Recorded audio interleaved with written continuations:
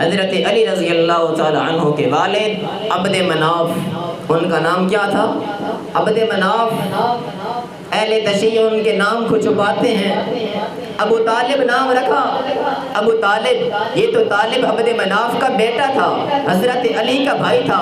جعفر، عقیل، علی اور طالب، یہ 4 بھائی تھے، تو بڑے بیٹے کے نام سے کنیت رکھی جاتی تھی۔ عرب میں یہ رواج تھا، تو ابو طالب جو عبد مناف ہے اس کی کنیت بڑے بیٹے کے نام پہ رکھی گئی، اس لیے انہیں ابو طالب کہا جاتا ہے، اصل نام عبد مناف ہے۔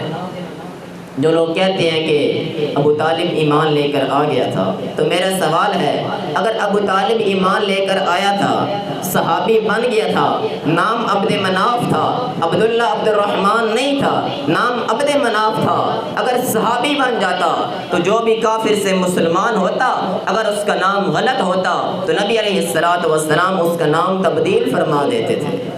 تو عبد مناف کا نام تبدیل کیوں نہیں کروایا؟ یہ اس بات کی دلیل ہے کہ ابو طالب کلمہ پڑھ کر مسلمان نہیں ہوا تھا، ابو طالب مومن نہیں تھا۔ ابو طالب کے ایمان کے اوپر کتابیں لکھی جا چکی ہیں کہ ابو طالب مومن تھا۔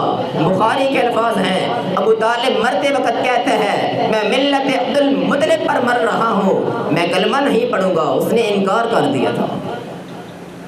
تو ان کے والد کا نام عبد مناف ہے۔ اہل تشیع حضرات ان کے نام کو